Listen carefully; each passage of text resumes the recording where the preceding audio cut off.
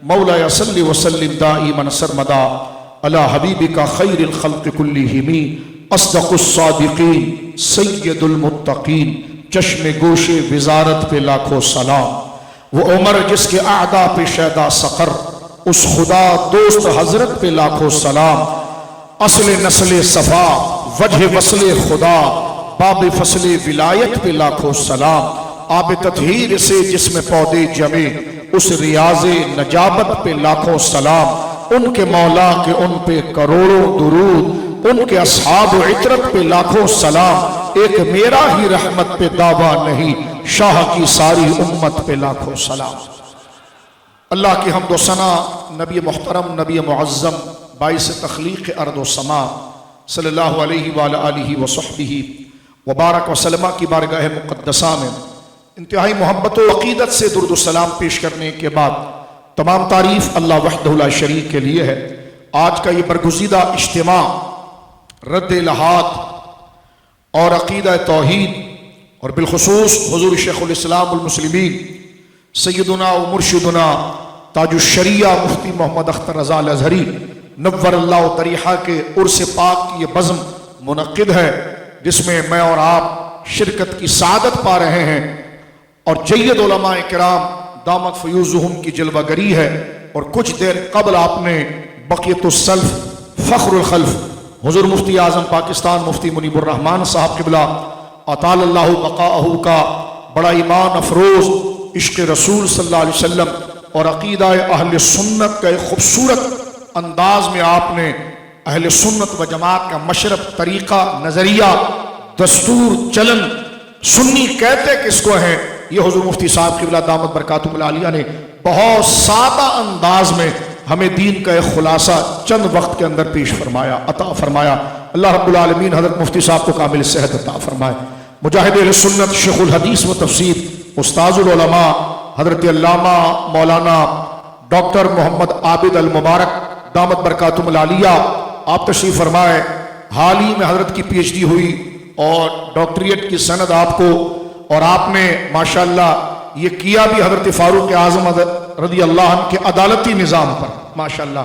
तो हम इस मजमे में हज़रत उस्ताजुल उलमा शेखुल हदीस व तफसीर डॉक्टर मुफ्ती आबिद मुबारक साहब अल मदनी को मुबारकबाद पेश करते हैं कि अल्लाह रब्बुल आलमीन ने आपको इस शर्फ से भी नवाजा, और हम दुआ करते हैं कि आपके इस इल्मी फैज़ान से अल्लाह रब्बुल आलमीन अहले सुन्नत की इस इल्मी किश्त को सैराब करे और आपको लंबी उम्र बिल आफियत और सेहत के साथ ज़िंदगी अता फरमाए।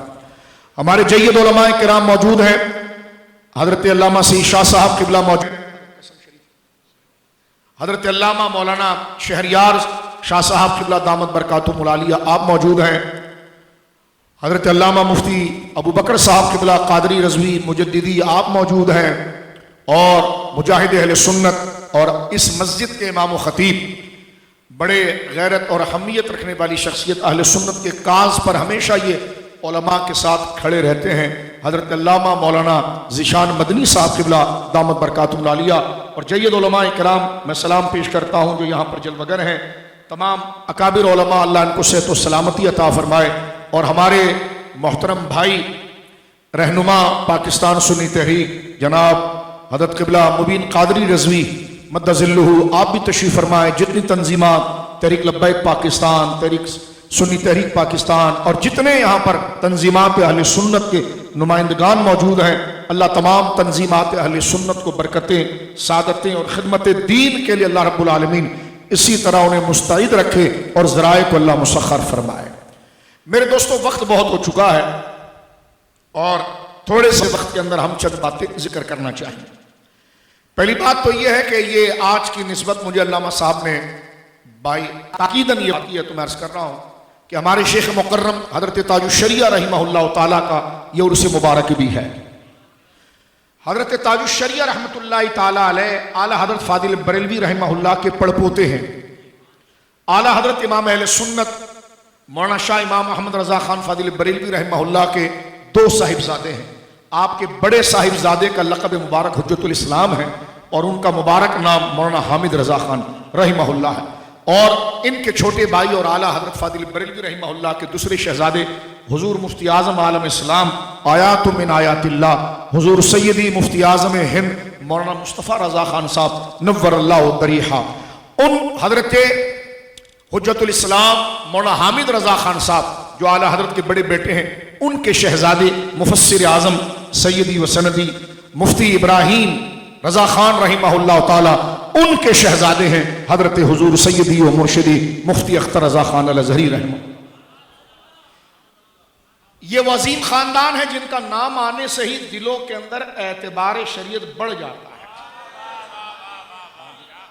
اعتماد دین بڑھ جاتا ہے، اللہ سے محبت کی ایک چاشنی دل میں آتی ہے، سرکار کی محبت کے لیے ضمیر میں وفا کے جذبے پیدا ہو جاتے ہیں۔ جہاں نام اعلیٰ حضرت یا اعلیٰ حضرت کے خاندان کا آ جائے تو یقیناً یہ نام ہی دین کے اعتماد، دین کے اعتبار کا ہے۔ یہ نہیں ہو سکتا کہ کوئی اعلیٰ حضرت کا نام لے اور نام لینے سے اسے گنبد خضرا یاد نہ آئے، یعنی یہ ایسی دلالت ہے کہ نام امام محمد رضا کا لیا جاتا ہے اور چہرہ حسن جو ہے وہ اسلام کا اور سرکار علیہ الصلوۃ والسلام کی اطاعت اور فرما برداری کا نظر آتا ہے۔ اس لیے جہاں اعلیٰ حضرت کا نام آ جائے اعلیٰ حضرت کا ترجمہ عشق مصطفیٰ کیا جاتا ہے، اعلیٰ حضرت کا ترجمہ ہی پھر اعتبار شریعت کیا جاتا ہے، اعلیٰ حضرت کا ترجمہ ہی اللہ اس کے رسول کا وفادار بندے کا کیا جاتا ہے۔ تو یہ نام خود اعتماد شریعت، چار یار ہوں، جملہ صحابہ ہوں، اہل بیت ہوں، غوث اعظم ہو، غریب نواز ہو، سرکار امام ربانی ہو، سرکار شیخ شہاب الدین سہرورد ہو، سرکار سید باؤ الحق نجمند ہو، جملہ اولیاء کاملین صالحین ہو، جب ان تمام کے ذکر کو ہم اکٹھا کسی جگہ پر دیکھتے ہیں تو اس شخصیت کا نام امام احمد رضا۔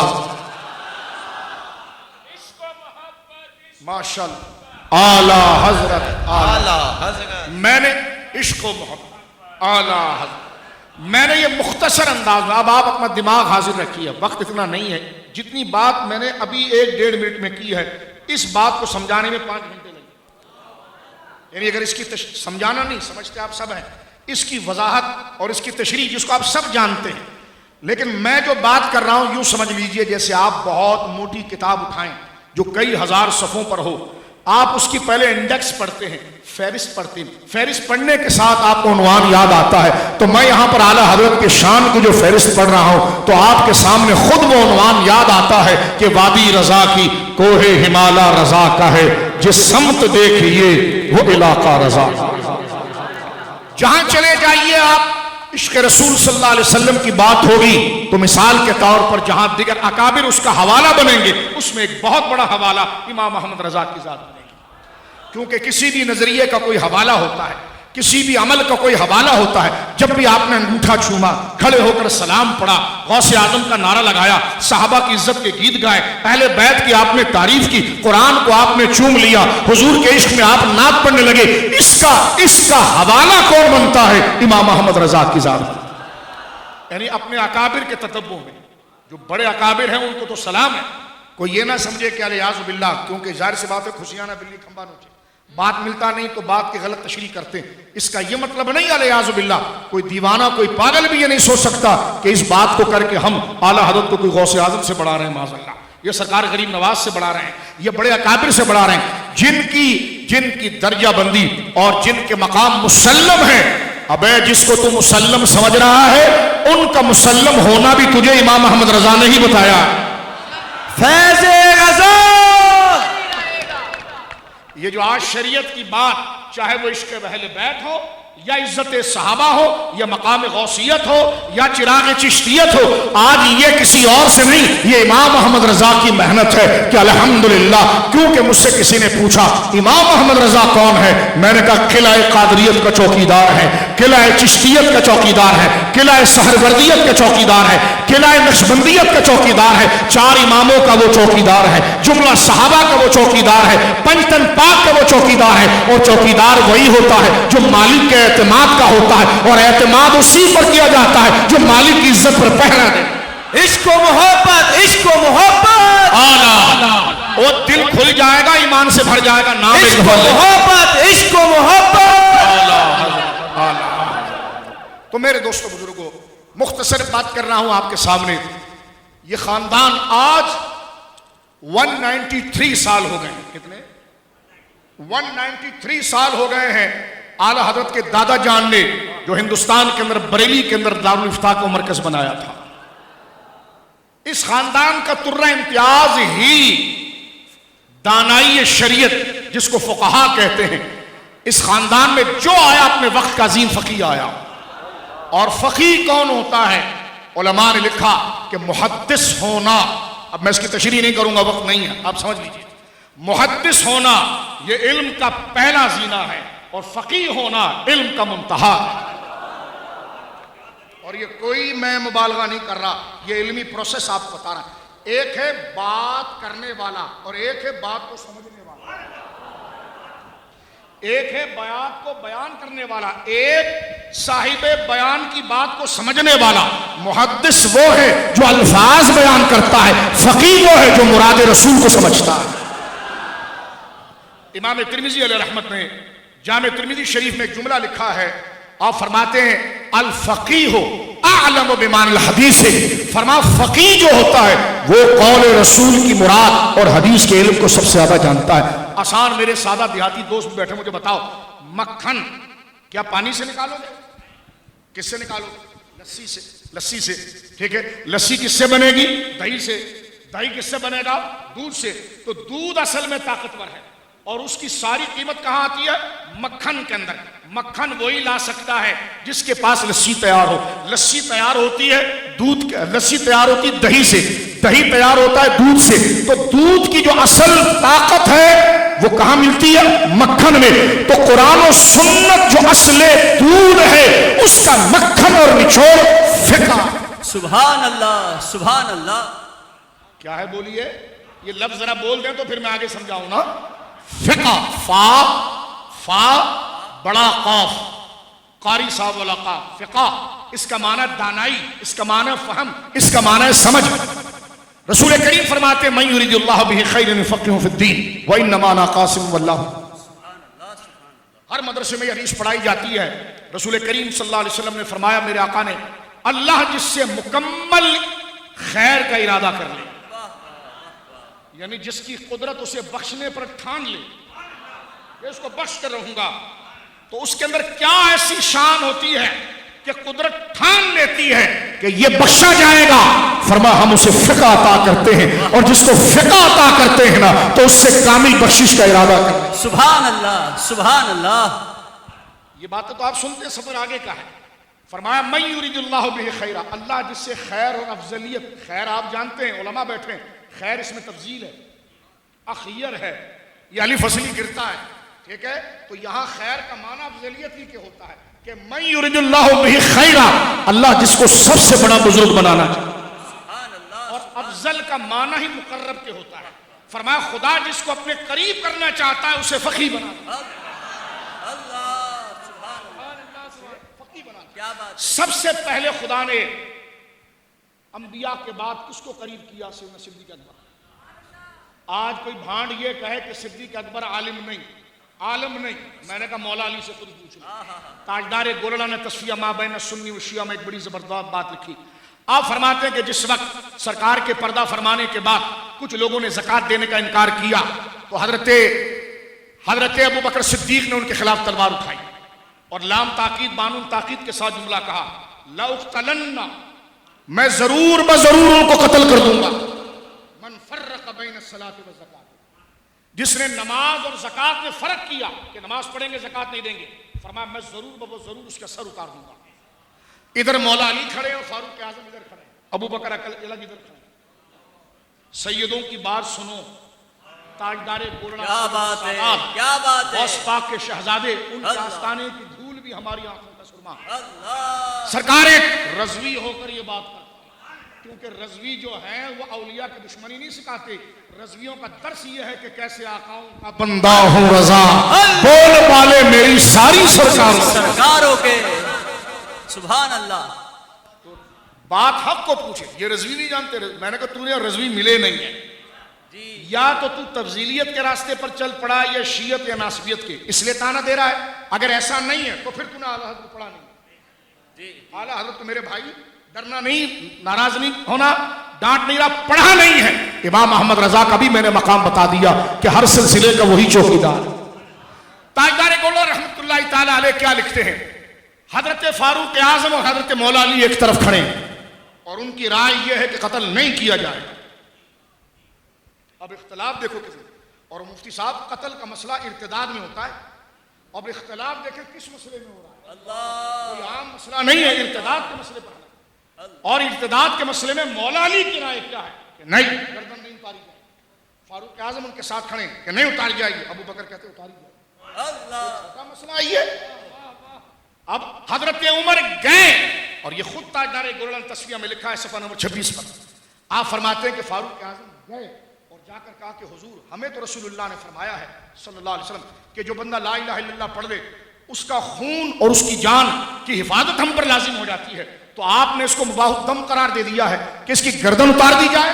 تو اس کا مطلب تھا کہ اختلاف ارتداد کے اوپر ہو رہا تھا، مسئلہ ارتداد پر اختلاف تھا کہ اب یہ مسلمان نہیں رہے. حضرت صدیق اکبر نے فرمایا کہ جو نماز اور زکوٰۃ میں فرق کرے گا اور زکوٰۃ ادا نہیں کرے گا، اور اللہ کی عزت کی قسم جو رسول اللہ کی ظاہری حیات میں ایک بکری کا بچہ بھی زکوٰۃ کے لیے دیتا تھا وہ میری خلافت میں بھی دے گا. اگر دینے سے انکار کرے گا تو میں اس کا سر اتاروں گا. مختصر صرف یہ بات عرض کر رہا ہوں، وقت بڑی تیزی سے گزر رہا ہے میرے دوستوں بزرگوں، توجہ رکھنا. بریلی جانا ہے لیکن وہ جن کے غلام ہیں پہلے ان کے آقاؤں کو جاننا. سبحان اللہ، سبحان اللہ. سن لیجیے، تاجدار گولڑا حضور سیدی و سندی آقائی سرکار سید پیر محلی شاہ صاحب جیلانی قدس سر العزیز، آپ تاجدار گولڑا لکھتے ہیں کہ ابو بکر، حضرت عمر نے جا کر حضرت ابو بکر سے بات کی تو حضرت ابو بکر نے کہا اے عمر تو بڑا بہادر ہے، اب کھڑے ہونے کی بات آ گئی تو سست بنتا ہے. تو کہا مجھے جب ڈانٹ پھلائی تو میرا سینہ کھلا کہ بات ابو بکر ٹھیک کہہ رہا ہے. پھر آگے لکھتے ہیں کہ فرمایا مولا علی بھی گئے اور بات کی. علی اور عمر کی بحث کے بعد یہ طے پایا کہ حق وہی تھا جو ابو بکر کہہ رہا تھا. سبحان اللہ، سبحان اللہ. میں نے کہا حدیث منقول تو مولا پڑھو ہماری آنکھوں کا سرما ہے، بے شک. لیکن کبھی تاجدار گولڑا کا یہ استدلال بھی پڑھو. آہا. تو میرے دوستو بزرگوں، من یرید اللہ بہ خیر یفقہہ فی الدین، اللہ جس سے بہتری کا ارادہ کرتا ہے اور اسے اپنا قرب عطا فرماتا ہے تو اس بندے میں کیا کوالٹی ہونی چاہیے جس کی وجہ سے اللہ اس کو اپنے قریب کرتا ہے؟ اللہ اس کو فقہ اور دین کی دانائی عطا فرماتا ہے. اس پر بات کریں تو ساری رات گزر جائے گی، لیکن آئیے فقہ ہوتا کیا؟ فقہ کا تو لغوی معنی فہم ہے، دانائی ہے، سمجھ ہے، لیکن شریعت میں اس کا معنی کیا ہے؟ اس کی دو تعریفیں. ایک تو امام اعظم نے کی ہے کہ معرفت النفس ما لہا وما علیہا، کہ انسان کو اپنی ذات کو اس بات کے لیے جان لینا شریعت کی دلیل میں کہ کیا چیز اس کے لیے نقصان تھی اور کیا فائدہ مند تھی. آئیے اوپر چلیے. حضرت حسن بصری مولا کے خلیفہ، ان سے کسی نے پوچھا حضرت فقہ کیا ہے؟ فقہ کیا ہے؟ ایک تو پہلے آنا ہو 16ویں جلد فتاوی رضویہ شریف. میں ہندوستان کے ایک بہت بڑے عالم، ان کا نام نہیں لیتا ورنہ بات زیادہ سمجھانی پڑے گی، انہوں نے مسجد کے کسی مسئلے پر فتویٰ دیا. مسجد کے کسی مسئلے پر مسجد سے متعلق سوال ہوا، فتویٰ دیا، اس میں کچھ سکم تھا، یعنی کچھ کمزوری تھی. اس وقت امام احمد رضا بیٹھا ہوا ہے، تو وہ فتویٰ گھوم کر اعلیٰ حضرت کے پاس آیا. اعلیٰ حضرت میں درجنوں غلطیاں نکالی، ٹھیک ہے، اور پورا ایک رسالہ اعلیٰ حضرت نے لکھا ان کے نام نہیں لے رہا ان کا کیونکہ پھر لائف چل بھی رہا ہے، پھر ان کی عظمت و شان کو بیلنس کرنے کے لیے کیوں ہوا، پھر ایک لمبی تقریر ہو جائے گی، نام نہیں لے رہا. آگے چلو 16ویں جلد میں تو اعلیٰ حضرت فرماتے ہیں فقیہ اس کو نہیں کہتے جو عبارتوں کا صرف ترجمہ کر دے.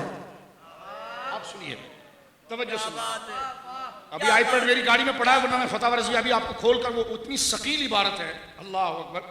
اعلیٰ حضرت لکھ رہے ہیں کہ فقیہ اس کو نہیں کہتے جو صرف عربی عبارت کا ترجمہ کر دے. یہ تو بدو بھی جن کی زبان عربی ہے اگر وہ کر دے تو کیا تم اس کو فقیہ کہو گے؟ یارت کہتے ہیں. فرمایا فقیہ ہونا اور ہے اور مضمون کا ترجمہ اور ہے. فرمایا یہ اس سے آگے کی جگہ ہے. فرمایا فقیہ کون ہے؟ فرمایا 3 بنیادی مصادر شریعت، 30 بنیادی مصادر شریعہ پر اس کو عبور ہو. پھر وہ 30 چیزیں اعلیٰ حضرت نے گنوائی ہیں. کیا بات ہے؟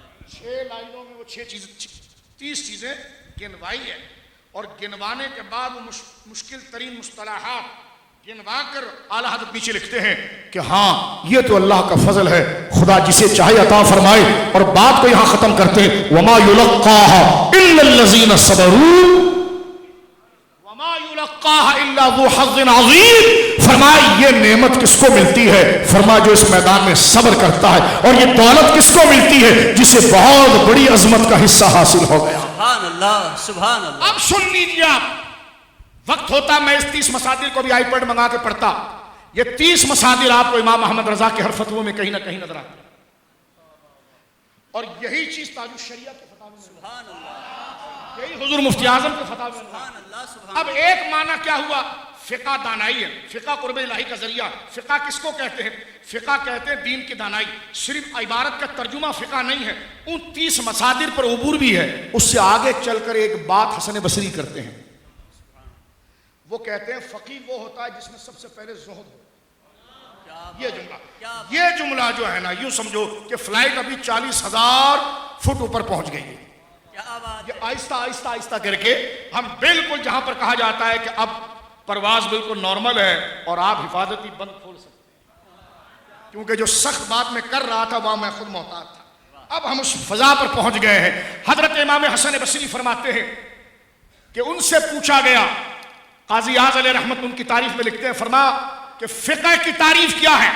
حضرت حسن بصری فرماتے ہیں فقیہ وہ ہے جو زاہد دنیا ہو، علم پر عبور رکھتا ہو، عبادت کی کثرت کرتا ہو، عبادت پر پابندی سے چلتا ہو. خدا کی قسم آپ کو ترجمہ کرنے والے 1000 مل جائیں گے، فتویٰ لکھنے والے 1000 مل جائیں گے. اعلیٰ حضرت نے قید لگائی کہ جسے 30 مصادر یاد ہوں گے وہ فقیہ ہوگا. حسن بصری آگے جا کر ایک اور نقطہ، بلکہ یہ خبر ہے ادھر مبتدا مانتے ہیں، وہ کہتے ہیں پہلی چیز ہے کہ اس کو زہد ہوگا.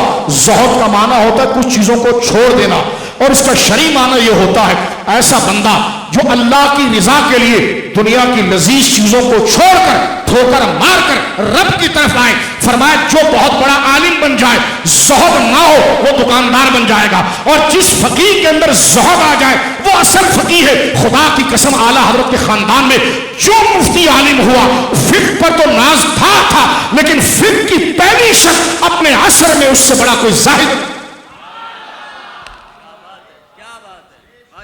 یہ کبھی نہیں ہوا کہ دنیاوی معاملات کے لیے فتوے کا قلم چینج ہو جائے، کہیں وزارت لینے کے لیے معاملہ چینج ہو جائے. توجہ ہے آپ کی؟ غور کریں میرے دوستو. اعلیٰ حضرت امام اہل سنت کا زہد کیا تھا؟ کسی نے کہا حضور وہ نواب نان پارا، اس کی شان میں اگر کوئی لکھ دے، توجہ کرو، پیسہ کس کو اچھا نہیں لگتا؟ لائبریری بن جائے گی، کتابیں آ جائیں گی، گھر بن جائے گا، کیا نہیں ہو جائے گا؟ کہا وہ نواب کی شان میں کچھ لکھ دیں. اعلیٰ حضرت صادق بریلوی میں جملہ کیا لکھا؟ کیا جملہ لکھا؟ کرو مدح اہل طول رضا. او میں مالداروں کی تعریف کروں؟ یہ ہے زہد. اصل علم یہ ہے، ہدایت کی تکرار ثانوی چیز ہے، رسم المفتی ثانوی چیز ہے، افتاء کی مشق ثانوی چیز ہے. بد مذہبوں میں بھی اپنے اپنے لکھنے والے اسوۃ الفقہا نامی آئے، لیکن دین کے ساتھ کیا کھلواڑ کیا، ہر پاؤں میں فٹ آگئے ربڑ کے موزے کی طرح، لیکن جو کسی کے آگے بکا نہیں، در مصطفیٰ پر پڑا رہا وہ احمد رضا تنہا. سبحان اللہ. عشق و محبت، عشق و محبت. یعنی کیوں؟ اس لیے کہ وہ علم اس نے اللہ کے لیے حاصل کیا ہے. دنیا کی دولت دے کر اللہ کے حکم کو بدلی نہیں کروایا جا سکتا. اعلیٰ فرماتے ہیں کرو مدح اہل طول رضا، پڑے اس بلا میں میری بلا، میں گدا ہوں اپنے کریم کا، میرا دین پارا انعام نہیں. آخری بات، یعنی آخری اس مثال کی غور کرنا. اس زمانے میں جب تقسیم ہند ہونے لگا، ہندوستان بٹ رہا ہے، پاکستان بننے والا ہے، اور یہ بات بالکل انڈرسٹوڈ ہو گئی. اندھے کو بھی پتا ہے کہ ہندوستان بٹے گا، گورا جا رہا ہے، انگریز جا رہا ہے، پاکستان بنے گا، لیکن ہندوستان کا ایک بہت بڑا خطہ ہوگا، اور اس ہندوستان کے اوپر جو جن تھا نا وہ گاندھی تھا. پورے ہندوستان کی سیاست پر جس کا غلبہ تھا اس کا نام تھا گاندھی. وہ مہاتما نہیں لگاتا میں، گاندھی تھا. گاندھی ایسا تھا کہ جس کو انگریزوں نے اپنا مڈل مین بنایا تھا، پیچھے اس پر تھے. جانے سے پہلے انہوں نے اتنا فساد ڈال کر گئے، آگے گاندھی کو کیا، اور گاندھی نے مال کی ریل پیل کر دی. ایک تو پاکستان نہ بنے، اس لیے اس نے اکھنڈ بھارت تحریک چلائی کہ بھارت ہی رہے، اور مسلمانوں کو بلینک چیک دے دی، کیونکہ قائد اعظم خود کانگریس میں تھے. پہلے قائد اعظم خود کانگریس میں تھے، اور کانگریس کا بانی کون ہے؟ گاندھی. یعنی مسلمانوں کو بلینک چیک دے دیا گیا کہ آپ کو کیا چاہیے، کیوں وطن لے رہے ہو؟ سڑک چاہیے، دکان چاہیے، مکان چاہیے، قبرستان چاہیے، مسجد چاہیے، جگہ چاہیے، لے لو. لیکن میں کہتا ہوں قائد اعظم نے کچھ چیزیں دیکھی تو اس کو چھوڑ کر مسلم لیگ بنائی، اس طرف آئے، انہوں نے کہا کچھ بھی نہیں چاہیے، وطن چاہیے۔ اور وطن کیوں چاہیے؟ اگر وطن صرف ایڈ لینے کے لیے چاہیے تھا تو گاندھی دے رہا تھا۔ وطن چاہیے تھا کہ دور جائیں گے اور نبی جی کی دین کی بستی کو آباد کریں گے اور نعرہ لگائیں گے کہ پاکستان زمین کا نام نہیں ہے، پاکستان کا مطلب کیا؟ اسلام آباد زمین ڈیفنس نہیں، پاکستان کا مطلب کیا؟ لا الہ الا اللہ۔ یہ مطلب تھا، دو قومی نظریہ مطلب تھا۔ آج ہم ایڈ لے کر نظریہ ختم کر رہے ہیں۔ 29 تاریخ آ رہی ہے اور اس مجمع میں ہم اعلان کرنا چاہتے ہیں کہ آج جناب جو ہے وہ قادیانی، جس کے لیے مبارک ثانی کا جو کیس چیف جسٹس جس کے بارے میں فیصلہ شاید سنانے والے 29 کو، اس پر پہلے بھی ہم نے احتجاج صدا سارے مسلمانوں کی طرف سے دیگر علماء بھی بلند کر رہے ہیں۔ وہ شخص مرزا غلام احمد قادیانی اور اس کی پوری ٹیم کو ہمارے آئین نے قانونی زبان بات کرنے ہیں، انتہا پسند نہیں، ہمارے آئین نے ان کو غیر مسلم ڈکلیئر کیا، اس لیے ڈکلیئر کیا ہے دلائل کے ساتھ کہ وہ مسلمان نہیں ہے، کیونکہ جب مرزا غلام احمد قادیانی کو نبی مانتے ہیں حضور کے بعد تو نبوت کا تصور کیسے ہو سکتا ہے؟ ایک آدمی یہاں پر پاکستان کے آئین کے علاوہ دوسرا آئین مانے تو اس کو تو غدار کہا جائے گا، تو جو اسلام کے اندر رسول اللہ کے مقابلے میں دوسرا نیا رسول مان لے معاذ اللہ اس کو مسلمان کیسے کہا جا سکتا ہے؟ 1974 7 سپتمبر 1974 میں فیصلہ ہو گیا، سیکولر اسمبلی نے فیصلہ کر دیا۔ قرآن و سنت میں تو ہے فیصلہ کہ جو حضور کے بعد نیا نبوت کا دعویٰ کرے گا وہ کافر ہے، لیکن یہ تو قانون کی زبان بھی بن گئی اور اس کے بعد یہ قانون کا حصہ بنا کہ وہ جب مسلمان نہیں ہے تو مسلمانوں کی آئیڈینٹی کیسے استعمال کر سکتا ہے، شناخت کیسے استعمال کر سکتا ہے؟ ظاہر سی بات ہے ایک سیاسی جماعت والا دوسرے سیاسی جماعت کا سلوگن نہیں اختیار کر سکتا، تو مسلمانوں کا سلوگن غیر مسلم کیسے اختیار کر سکتا؟ یہ تو ہماری آئیڈینٹی ہے، یہ ہماری شناخت ہے، اور دنیا کا قانون ہے کہ کسی کے آئی ڈی پر اعتراض کر، کسی کی آئی ڈی چھیننا، کسی کی شناخت چھیننا، یہ خود ایک بہت بڑا انسانیت سوچ جرم ہے۔ تو میرے دوستو وہ شخص جو ہے تحریف شدہ ایک تفسیر بانٹ رہا تھا اور اس کو گرفتار کیا گیا، پکڑا گیا، کیس چل رہا ہے، اور اب 29 کی شاید 28 یا 29 کی ڈیٹ ہے، 29 کے فیصلے کی ڈیٹ ہے۔ ہم چیف جسٹس کی خدمت میں عرض کرتے ہیں کہ آپ حقائق کو سامنے رکھیے، دلائل کو سامنے رکھیے، قوم کے جذبات کو سامنے رکھیے، اور ہم انتہائی متانت سنجیدگی کے ساتھ اس فورم سے، علمی فورم سے آپ کے سامنے بات اٹھانا چاہتے ہیں کہ آپ کسی بیرونی پریشر میں آئے بغیر جو آئین پاکستان جو بات کرتی ہے، اور آئین پاکستان کا سرنامہ ہے کہ ایسا کوئی قانون نہیں مانا جائے گا جو قرآن و سنت کے خلاف ہوگا، تو قرآن و سنت کا قانون یہی ہے کہ حضور آخری نبی ہے اور آپ کے بعد کوئی نیا نبی نہیں آئے گا۔ ایک بات تو یہاں پر مکمل ہوگی میرے دوستوں۔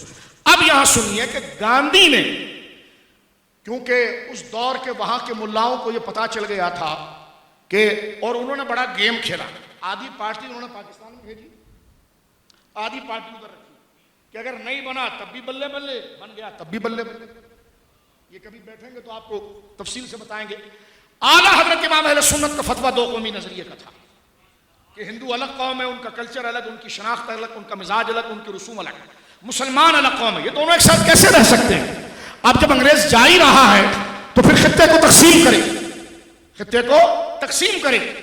لیکن میرے دوستو یہ بات بھی جلدی سے سن لیجیے، انڈرسٹوڈ تھا کہ بھارت کو بہت بڑی زمین ملے گی اور بہت بڑی ریاست یہ بنے گی، تو اس وقت کئی 2 نمبر ملا ان کے پیچھے بھاگ رہے تھے کہ ہاتھ پاؤں جوڑ لے، اپنی ان کی گڈ بک میں آ جائیں، تو کل کو اگر بھارت بن جاتا ہے اور آفیشل طور پر آ جاتا ہے تو ہمیں یہ زمین مل جائے فلاں، جیسا نہیں سیاست میں ہوتا ہے۔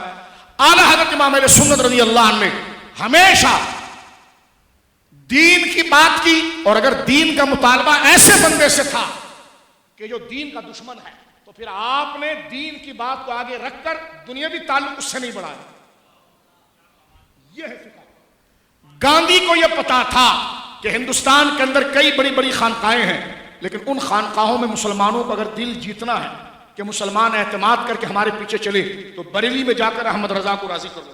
اگر احمد رضا راضی ہو گیا تو درسگاہیں خود راضی ہو جائیں گی، خانقاہیں خود راضی ہو جائیں گی۔ گاندھی وہاں سے چلا اور چل کر بریلی آنے لگا، تو جو بریلی پہنچا تو اعلیٰ حضرت امام اہل سنت، میں نے ابھی کہا آپ کو فقہا کو یہ علم آنا چاہیے، سب سے پہلی چیز زہد، کہ دنیا کی پسندیدہ چیزوں کو چھوڑے۔ اگر دنیا کی پسندیدہ چیزیں، دنیا کی سہولیات اللہ کے حکم کے مقابلے پر آ جائیں تو فقیہ اور عالم ولی وہ ہوتا ہے جو دنیا کو لات مارتا ہے اور خدا کی طرف چلتا ہے. توجہ ہے, اس نقطے کو سمجھا رہا ہوں میں آپ کو. جس وقت, اور آپ کو میں بتا دوں, گاندھی جدھر آئے نا تو سمجھ جاؤ کہ زمین سونا ہو گئی, یعنی اتنا مال بٹ رہا تھا. جب وہ بریلی کی طرف آیا, اعلیٰ حضرت کو خبر پہنچی کہ جناب گاندھی آ رہا ہے, آپ نے فرمایا وہیں روک دو, وہیں روک دو. لوگ اس کے پاس جا رہے تھے. اندرا گاندھی کو تو بعد میں بلایا بھی گیا. اندرا گاندھی اس کی بیٹی تو نہیں, نہرو کی بیٹی ہے, لیکن اسی کی ٹیم کی تھی. آگے بات کرتا ہوں تاج الشریعہ کے موضوع پر ایک دو بات. تو وہ تو بات کی بات, یہ تو گاندھی کی میں بات کر رہا ہوں. گاندھی یوں تھا کہ سونے کی چڑیا سمجھ لیا, جس طرف وہ چلا جائے بندے کو نواز, ریاستوں میں حصہ, جگہوں میں حصہ, مال ریل پیل ہو جائے, اس کی جناب کئی نسلوں کو وہ سنوار دے. اعلیٰ حضرت کی طرف جب آیا, لیکن وہ دین کا دشمن تھا, اس کی ایک سازش تھی. اعلیٰ حضرت امام علیہ سنت کی طرف جب وہ آنے لگا تو اعلیٰ حضرت کو خبر ہوئی کہ جناب گاندھی آ رہا ہے. آپ نے فرمایا ادھر ہی رکو, اگر وہ دین کے لیے آ رہا ہے تو وہ تو کافر ہے. اب جملہ سننا, اگر وہ دین کے لیے آ رہا ہے تو وہ تو کافر ہندو ہے, وہ ہمارے سے کیا دین, ہمارا دین الگ اس کا دین الگ. اور گاندھی کو جا کر کہو اگر وہ دنیا کے لیے آ رہا ہے تو اس سے کہو احمد رضا نے دنیا مصطفیٰ کے لیے چھوڑ دی. یہ ہے بریلی کا استخاب.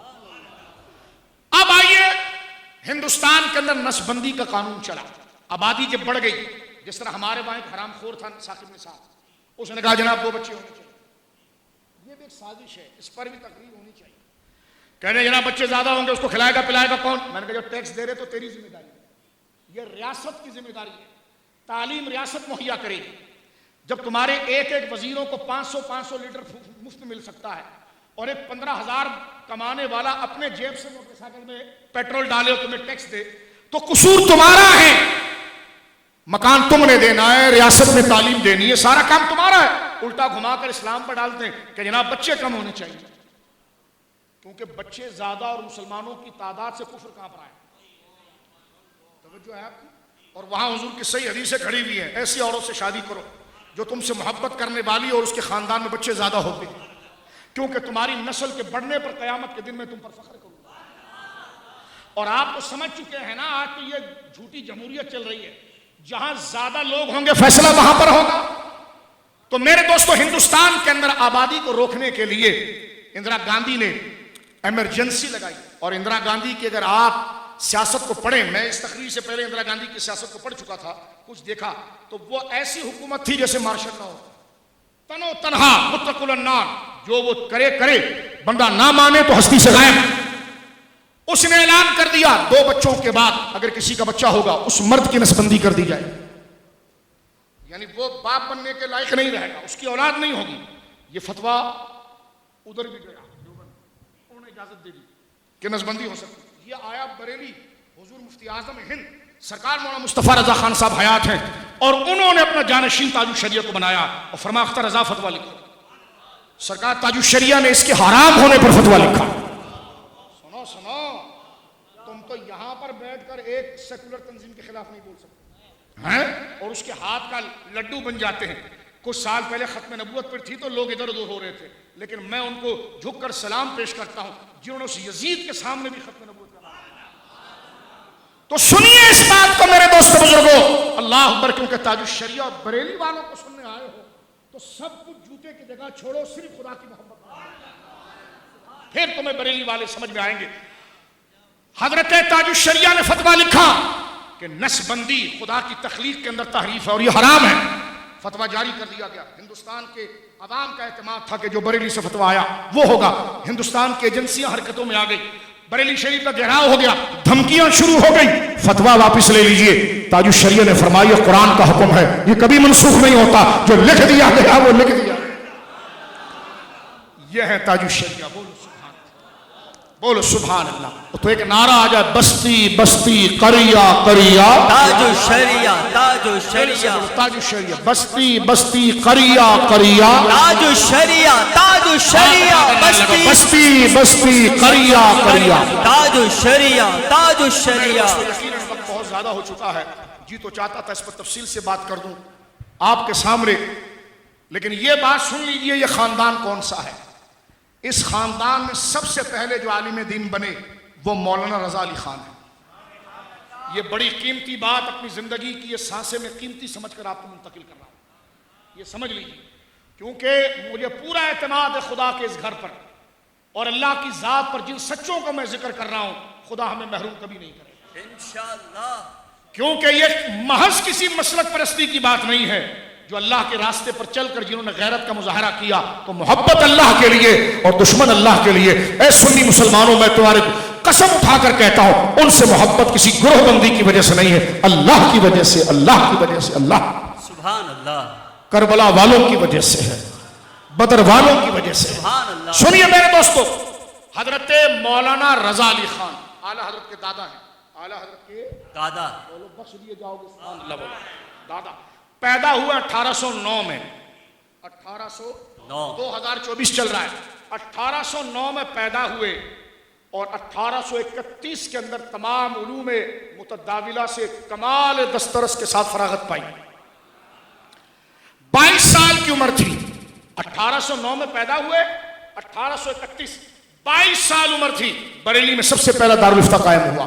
اور یہ وہ دور اس کے بعد شروع ہو رہا ہے جس میں 1857 سے پہلے کی غدر شروع ہو گیا ہے، لڑائیاں شروع ہو گئی۔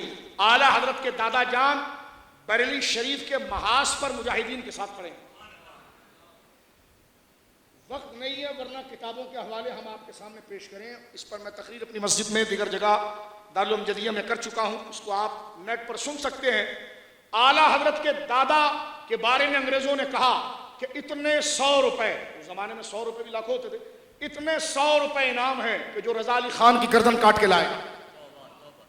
انہوں نے انعام رکھا۔ حالات اتنے خطرناک تھے ہندوستان کے کہ حاجی امداد اللہ مہاجر مکی رحمۃ اللہ علیہ، شیخ القرآن حضرت شاہ رحمۃ اللہ کرانوی، ان لوگوں کو انگریز قتل کرنا چاہتے تھے۔ انہوں نے سہارنپور سے ہجرت کی مکہ، اس لیے مہاجر مکی کہا جاتا ہے۔ اعلیٰ حضرت کے دادا نے ہجرت نہیں کی، اور یہ انگریزوں نے کہا کہ ہم بریلی کی کمک کو فتح نہیں کر سکے، اس لیے کہ رضا علی خان نے گھر گھر کے اندر نوجوانوں میں جہاد کا جذبہ پیدا کیا۔ یہ اپنے وقت کا مفتی بھی ہے، فقیہ بھی ہے اور مجاہد بھی ہے۔ 22 سال کی عمر میں آپ نے دارالفتہ کی ابتدا کی، اور آپ تعجب کا منظر دیکھیے، 1831 دارالفتہ کا قیام ہو رہا ہے سب سے پہلے بریلی شریف میں، اور وہی سال اعلیٰ حضرت کے والد مولانا نقی علی خان صاحب پیدا ہو رہے ہیں۔ کبھی وقت ملے تو ہم تمہیں بتائیں یہ کون لوگ تھے، ان کے ہند میں کارنامے کتنے۔ ہاں، فضل حق خیر آبادی رحمۃ اللہ علیہ ہوں، کیونکہ علم کی 3 برانچیں سمجھ لیں، خیر آبادیہ، فرنگی محل اور دہلی۔ ان کے اجلہ علماء جو ان بڑے اکابر کے تلامذہ شاگرد تھے، ان کی توجہ انہی ہستیوں کی طرف تھی، تو یہ مرکز تھا۔ اللہ اکبر۔ تو 1831 میں دارالفتہ کی بنیاد ہوئی، اور آج اگر آپ دیکھیں تو 194 ہجری، 194 سال، 193 سال، 193 سال اس دارالفتہ کو ہو گئے ہیں۔ اس کی گواہی جناب فتاوی رضویہ دیتا ہے، فتاوی مصطفویہ دیتا ہے، فتاوی حمیدیہ دیتا ہے، اور المواہب الرضویہ بعطائے فتاوی ازہریہ، جس کو تاج الشریعہ کہا جاتا ہے، 10 جلدوں میں اٹھا کر دیکھیے کہ اس خاندان نے دین کے ساتھ کیسے وفا کی، کیسے غیرت کا مظاہرہ کیا۔ کوئی عمل شریعت کے خلاف نہیں، کوئی قول شریعت کے خلاف نہیں۔ یہ ہو نہیں سکتا تھا کہ آپ کے دربار میں اگر کوئی، آپ کے جناب میں کوئی بیٹھا ہو خلاف شریعت بات کرتا، کوئی خلاف شریعت بکنے والا وہاں پر آ جائے، کوئی اس کی رعایت نہیں۔ یہ کون لوگ تھے؟ یہ وہ لوگ تھے جن کے بارے میں حدیث میں آیا ہے کہ اے مسلمانوں، من رأى منکم منکرا، اے رسول اللہ فرماتے سنو اے میرے امتیوں، جب تم خلاف شریعت کام کہیں پر دیکھو، فَلْيُغَيِّرْ بِيَدِهِ، تو اس کو تبدیل کرو اپنے ہاتھ سے، فَإِن لَمْ يَسْتَطِعْ فَبِلِسَانِهِ، اگر تو شریعت کے خلاف وہ کام ہاتھ سے نہیں روک سکتا تو تقریر سے رو، زبان سے رو، فَإِن لَمْ يَسْتَطِعْ، اور اگر تو ہاتھ سے روکنے کی طاقت نہیں رکھتا، زبان سے روکنے کی طاقت نہیں رکھتا، تو فرما فَبِقَلْبِهِ، پھر اپنے دل سے اس کو برا مان۔ یہ 3 درجے ہیں جس پر مسلمانوں کو پہرا دینا ہے۔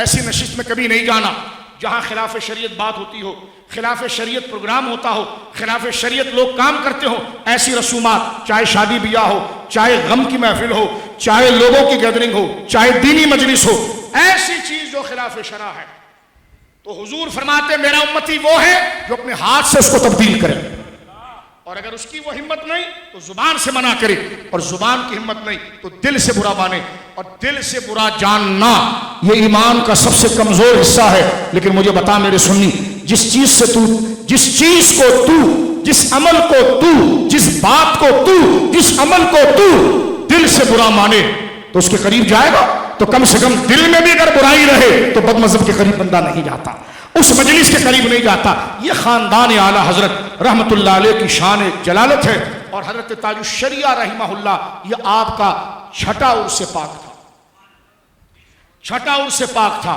اللہ رب العالمین جل وعلا نے علوم شریعہ کے تمام علوم پر آپ کو دسترس عطا فرمائی۔ انگریزی زبان میں آپ فتویٰ دیتے تھے، عربی زبان میں آپ فتویٰ دیتے تھے، اردو زبان میں آپ فتویٰ دیتے تھے۔ اللہ نے حافظہ وہ با کمال عطا فرمایا۔ پڑھا آپ نے 8ویں جماعت تھی، کیونکہ پھر آپ مصر چلے گئے، آپ کے نانا حضرت مفتی اعظم نے مصر بھیج دیا، 8 جماعت پڑھی۔ لیکن جب افریقہ جانا شروع ہوئے، برطانیہ جانا شروع ہوئے، تو لوگوں نے کہا کہ بد مذہب انگریزیوں میں تقریر کرتے ہیں اور جناب لوگوں کو گمراہ کرتے ہیں۔ تاج الشریعہ دوسرے سال آئے تو فصیح تقریر کر رہے ہیں،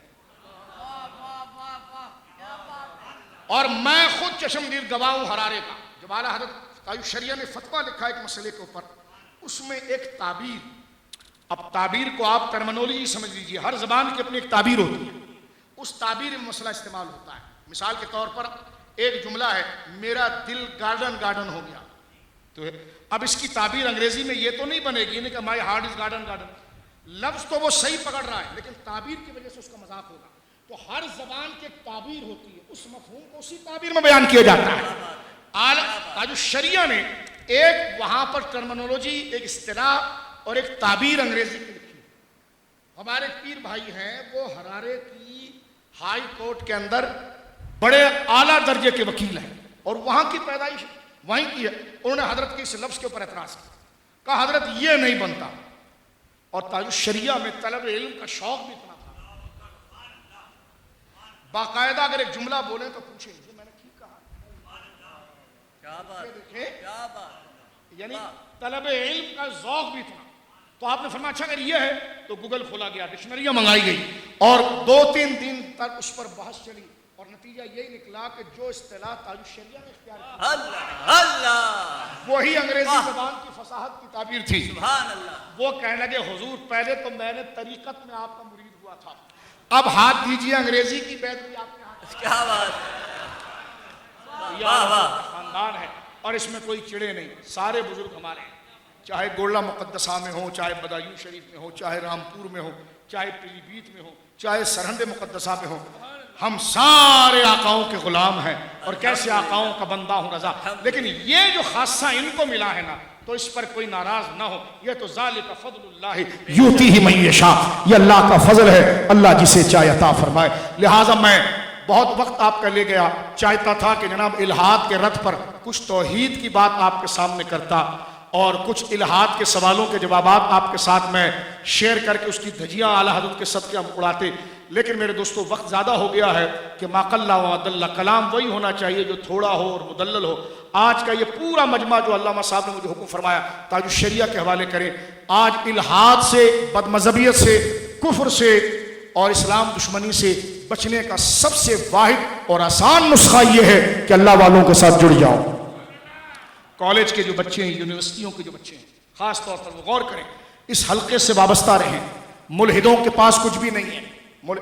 میں ایک جملہ یہاں پر مفتی صاحب کہتا ہوں، ایک ملحد ہمارے کسی کالج کے استاد کے ساتھ ٹکر گیا، توجہ ہے، شرائط ہم پڑھتے ہیں نا، تو اس میں ابتدا کے اندر ایک فرقہ آتا ہے جو وجود کو مانتا ہی نہیں، تو ہمارے ائمہ وہاں پر دلائل کے ساتھ ایک مسئلہ ذکر کرتے ہیں کہ حقائق الاشیاء ثابتۃ، یہ سب سے پہلا فرقہ فسطاطیہ جو پہلا فرقہ پیدا ہوا تھا، اصل میں یہی ملحد ہے، اس صرف نام بدلا ہے۔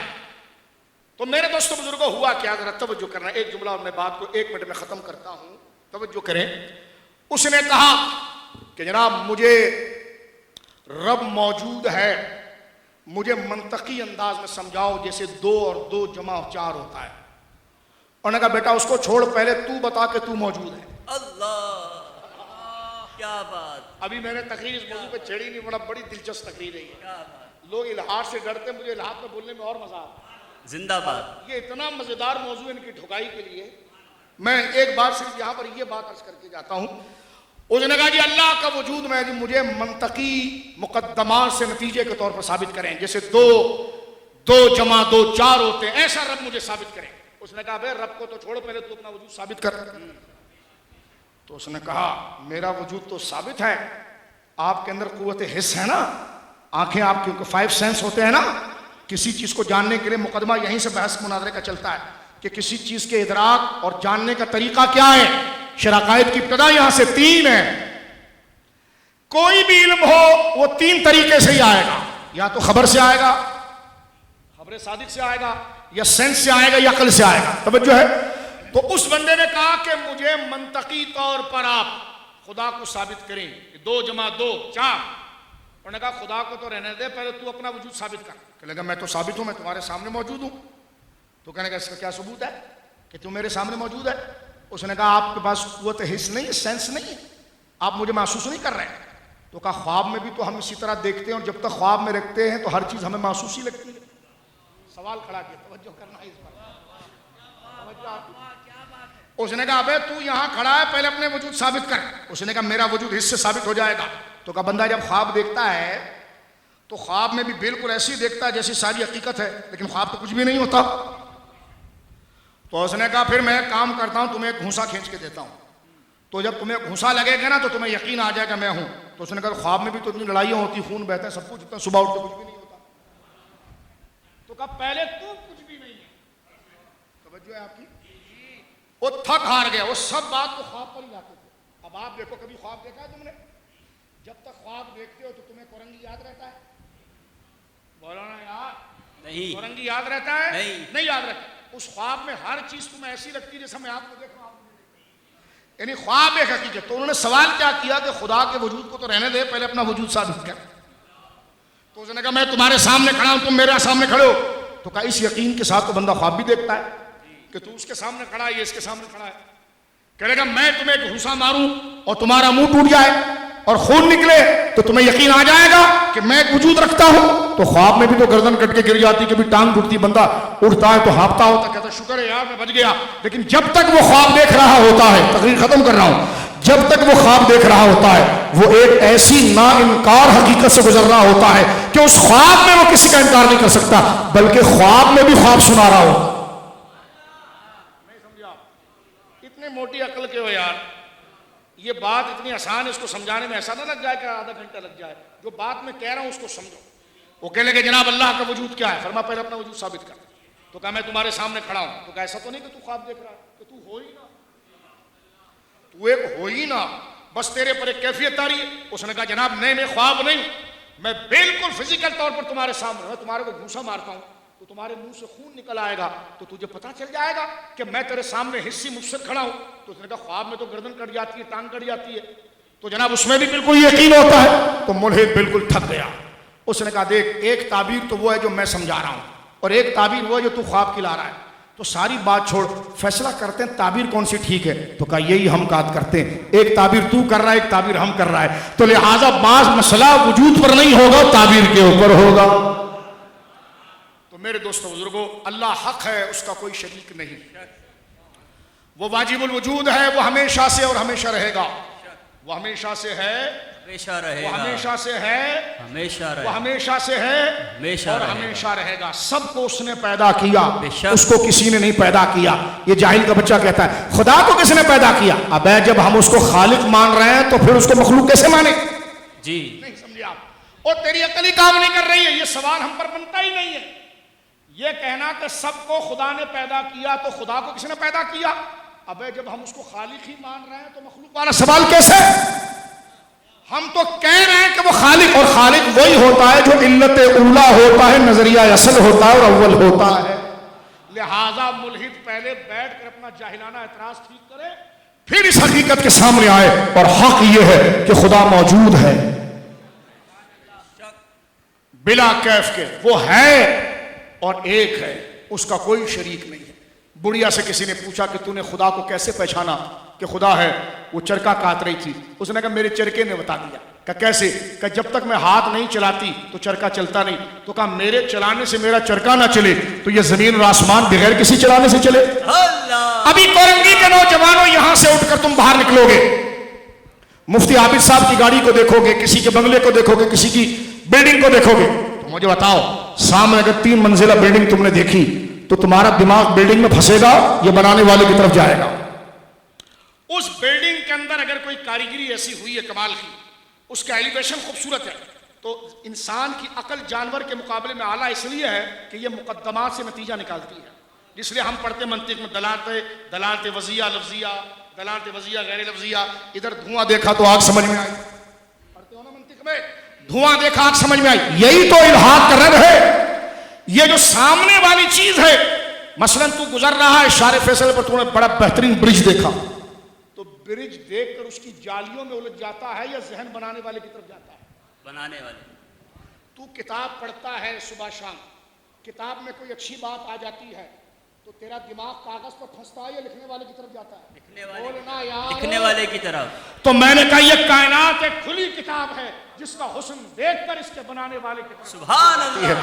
اللہ رب العالمین اس پر عقیدے کی عمل کی توفیق عطا فرمائے, اور جتنا وقت آپ نے صرف کیا اللہ اس کی بہترین برکات عطا فرمائے. وآخر دعوانا الحمدللہ.